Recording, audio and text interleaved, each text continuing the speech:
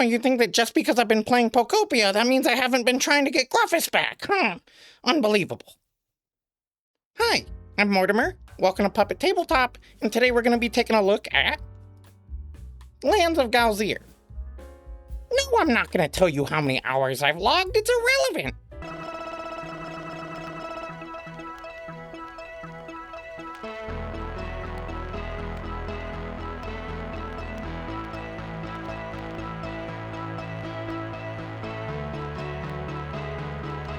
So it's no secret that Gruffus and I consume an unhealthy amount of board game content on this platform. I watch a bunch of different board game channels here on YouTube, and a lot of the hosts will often have their board games on display behind them. I mean, not us, but other people do. Well, anyway, when I watch videos where people do that, I like to look at the board games in the background and see if there's anything that piques my interest.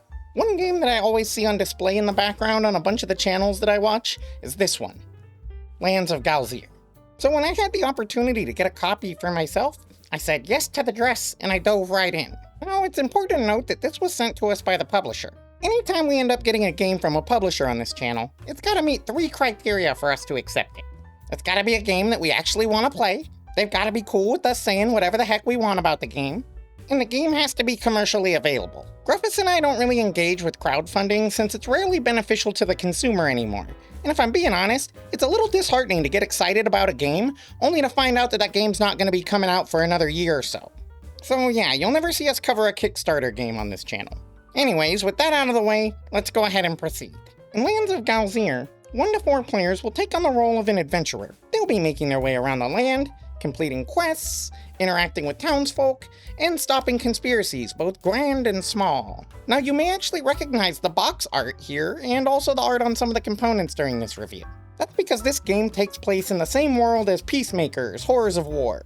It's a game that we had a pretty good time with and reviewed previously on this channel. You'll start by setting up the board, preparing your in-game calendar, and picking your starting character. There's 4 characters to choose from, and they each have their own unique stats, abilities, and a starting quest specific to them to help you get some direction right out of the gate. My personal favorite is this guy right here, the Streetwise Kingfisher.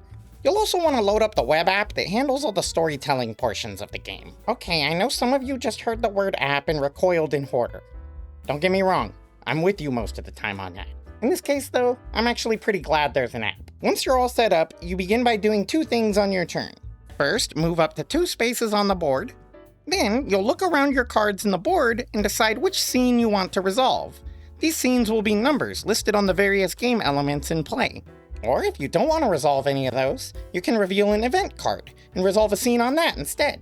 Either way, you're going to take that scene number, enter it into the app, and go through reading the narrative that appears for that scene. Each scene has multiple potential branching paths that will be determined by a variety of in-game factors.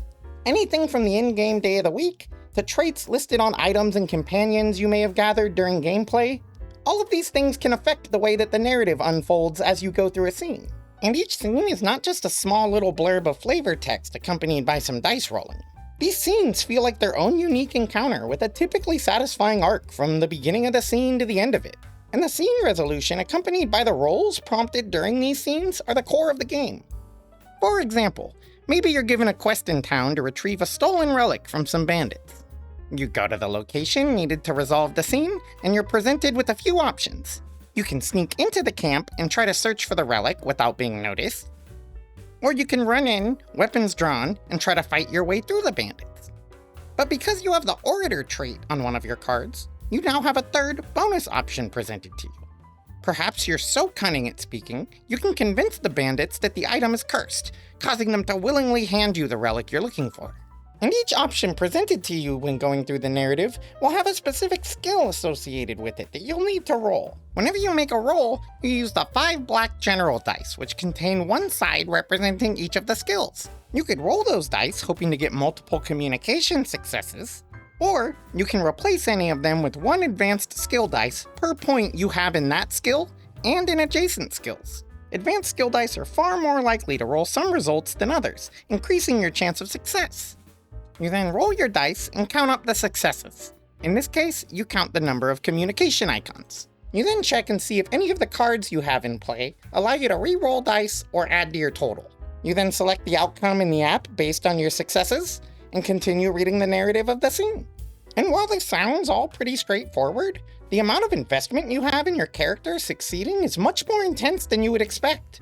A bad roll can mean the difference between you getting the relic and succeeding, or getting the crap beat out of you and having all your money taken. The decisions that you make during these scenes have a lot of weight, and they directly impact the game. These scenes determine which cards get cycled in and out of play from the library. They can remove cards from the game, or add new ones that you might encounter in future games. It's like a resettable narrative legacy game in a sense. As you play through the course of a session, you'll make allies, create enemies, earn and lose items, and develop temporary emotional states that all impact the course of your playthrough. So what's all this for then? Well, you care about it for two reasons. First, the more successful you are, the more prestige points you earn. At the end of the game, your prestige points you've collected during the session determine where your character's narrative arc finishes for that particular playthrough. Maybe you end up as a nobody that has yet to earn any respect. Or maybe you're so famous that everyone at the tavern is buying you drinks as you party into the night. Secondly, assuming you enjoy this kind of thing, you start to build an identity about who your character is and what their role in the world is. And as a result, it's satisfying to see them succeed narratively.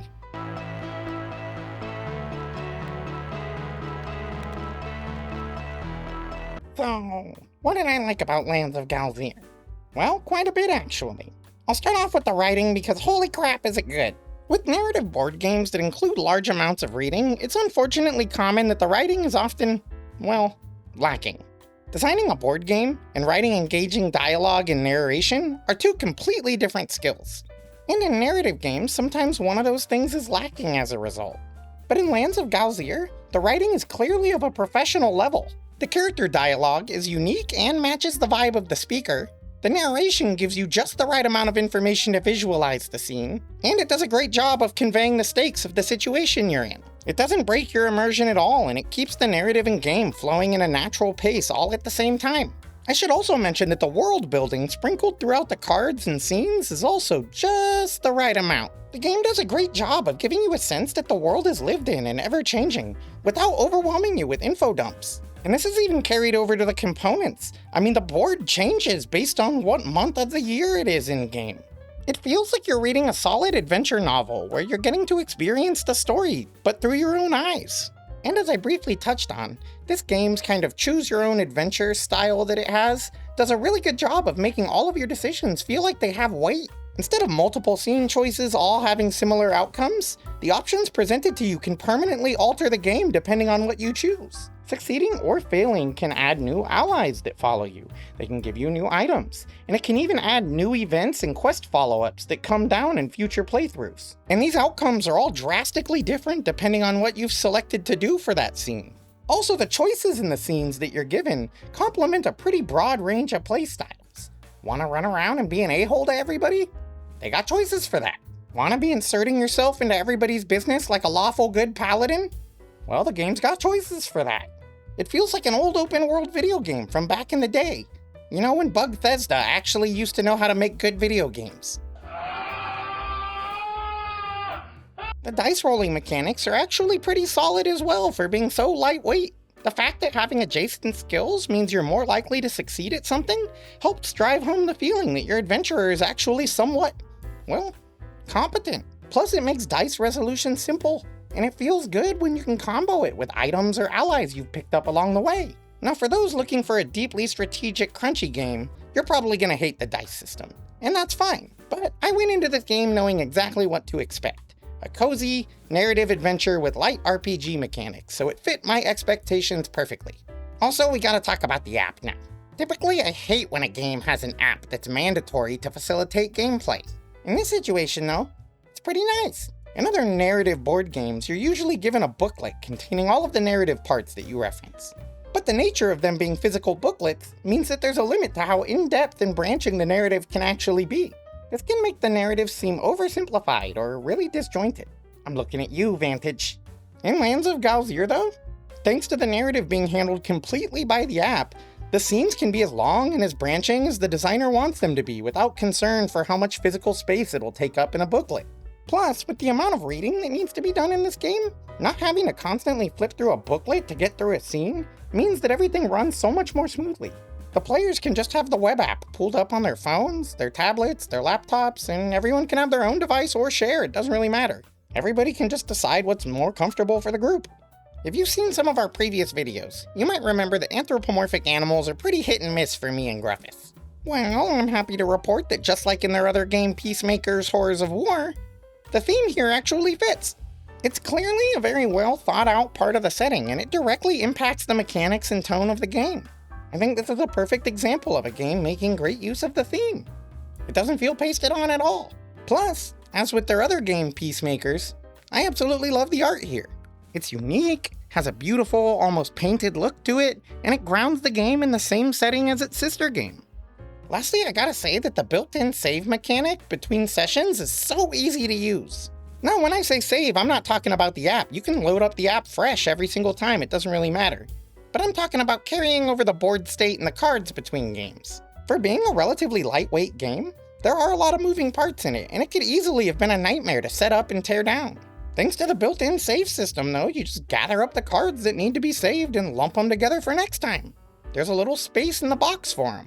Bing bang boom, Bob's your uncle. It's really hard to overstate how elegant this silly... Why are you stopping me? I said elegant? Oh God. Okay, well we can just cut around that in post, right? It's really hard to overstate just how great this save system is. And it's perfectly designed for drop-in, drop-out gameplay. Oh wait, did I say that was the last thing? I actually forgot something. Box time!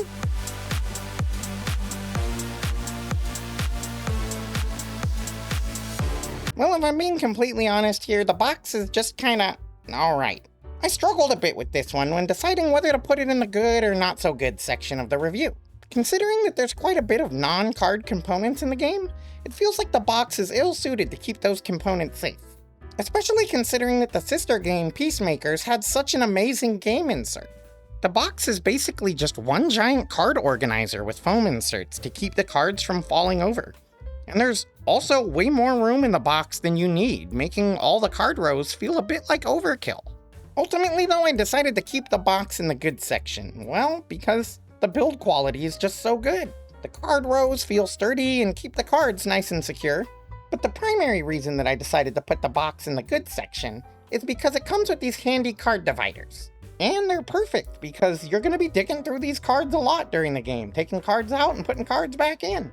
Plus the card rows can be pulled out of the box, making easy access to the library on the table. So while the box isn't perfect and definitely prioritizes function over form, it at least facilitates the gameplay in a nice and simple way. As a result, I give it a borderline pass.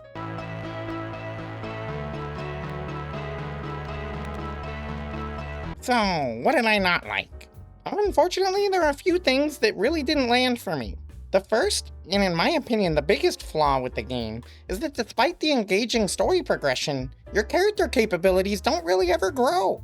I mean, sure, you can pick up companions and items along the way that might make you a little bit better, but for the most part, your skills pretty much just stay stagnant the whole game.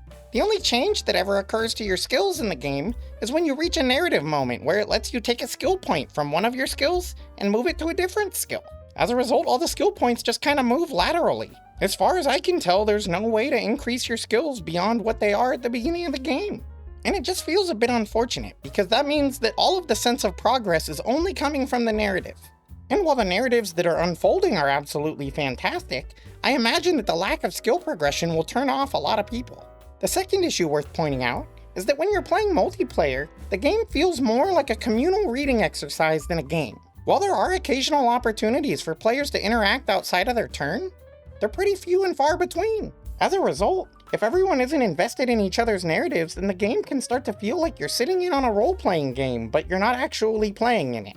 My friends and I had a great time playing it, but also we all love narrative games and are avid role players. Plus, we put a lot of effort into doing voices when we were reading the narratives. So how much of that joy was from the game versus us just geeking out over an opportunity to roleplay? Who can say? If you're playing with a group that doesn't enjoy games that are heavily narrative, then I imagine this game will feel similar to Vantage, where everybody is off doing their own adventures and it feels more like 4 parallel solo games happening at the same time. Also, the game comes with a competitive and cooperative mode that you can use for multiplayer, but if I'm being honest, they're both exactly the same thing. There's not really any difference between the two of them, really. The only difference is the final resolution that you read at the end when you're tallying up your prestige points. I also should mention the different characters in the game. They're all great in their own way, but they're predetermined starting quests that are designed to ease you into the game vary quite drastically. So depending on the player's age and their playstyle preference, their choice of starting character can have a huge impact on how much fun they have during their first session.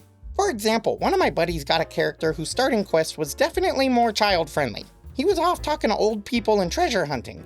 Meanwhile, my quest had me on a John Wick-style mission where I was getting the crap kicked out of me. I got arrested, my friend got kidnapped, and I got beaten and bloodied more times than I can count. Meanwhile, my other friend is just over there talking to his grandma. The tones of our adventures couldn't have been more different if we tried. Now, if you're playing solo, this isn't that big of a deal, because you can just bounce around between the characters each time you play until you find a starting quest you like. But in a multiplayer game, it means some people might be having a way more interesting journey than the others. Lastly, I wanted to mention that the end game resolution really didn't feel like a resolution. The game is designed to be played as long as you want it to over multiple sessions.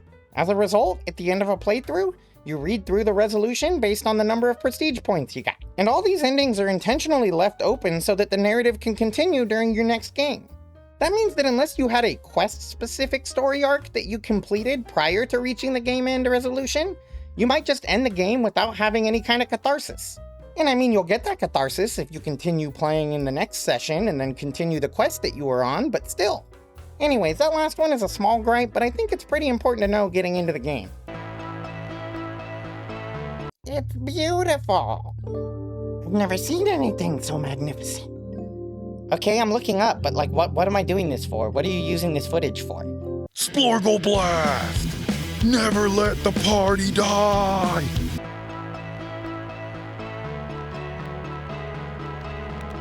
Now for the solo mode review. Solo plays exactly the same as the regular game, but instead of taking turns reading, you're just kind of reading yourself. And while reading to yourself may seem like a small change, I gotta tell you, it makes the solo mode frickin' slap. I mean, maybe I'm biased because I love solo games, but without the slowdown of other players breaking up your narrative, I found myself immersed in the setting and story so deeply that when I finished, I immediately went into the next game. Maybe it's just because I like solo games, but without the distraction of other players' narratives breaking up my own, I was so immersed in the setting and story that was unfolding. The writing is just so dang good that when you're locked in, you don't even realize time is passing. This review was actually ages in the making. I thought I would just play it a couple times, make a review for it, and be done. Oh my gosh, I cannot stop playing this thing. I'm addicted. Okay, I'm gonna be serious for a second. Go ahead and pan the camera in so that it gets all nice and blurry because we're filming this on a crappy webcam. All right, is it zoomed in all dramatic now? Okay, look it. I have spent so much time and effort on this game now. It's insane. The current board state in my playthrough is nothing. I mean nothing like the original board state. It is like a Minecraft server that I have spent years on now. If I had to reset this game right now, I would be devastated. I would be absolutely devastated. Okay, you can go ahead and pan out. So yeah, I put a lot of time in the game. I don't even want to think about how many hours I put into this. Now maybe it's just because I get so immersed when I'm playing solo, but I feel like a lot of the issues with this game just kind of vanished when I was playing it by myself. Regardless though, this is probably one of the most stunning narrative solo games I've ever played. Despite the multiplayer having issues, as a solo game, I absolutely love this thing.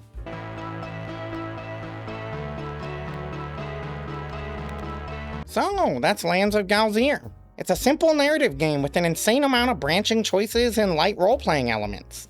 It suffers from a lot of issues that, in my opinion, bubble up to the surface primarily in its multiplayer mode. But as a solo game, hot damn is this game good. Ultimately, this game would be getting the Puppet's chef kiss if it wasn't for the issues with the multiplayer mode. And while you've just heard me gush about this game as a solo game, in all honesty, you need to ask yourself a couple questions before you decide to jump in. Do you like narrative-focused games? Do you enjoy reading? Are you okay with mechanically light RPGs? Do you enjoy solo gaming? If the answer to all of these is yes, like it is for me, well, then I wholeheartedly recommend Lands of Galzyr. If you answered no to any of those questions, though, then I'd recommend you doing some more research and decide if it's really the kind of game that you think is going to hit the table for you. I think the target audience for this game is somewhat narrow, but if you are that target audience, I think you're going to absolutely love it. I sure do. Well, that's gonna do it for this one. As always, thanks for watching, and remember to shop at your local board game store if you can. Okay, can I go back to Pokopia now? I mean, figuring out how to save Gruffus?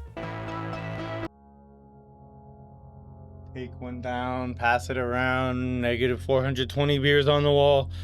Oh, whatever. So hungry. What have I done to deserve this? Ugh. I mean, I guess I did fart that one time on that subway car, but I mean, hey, it was New York City. I mean, that's probably the least bad thing that happened on that subway car. Wait a minute, what is that? What is that? Am I hallucinating, or is that food? Oh my gosh, it's a pink Meeple, my favorite flavor.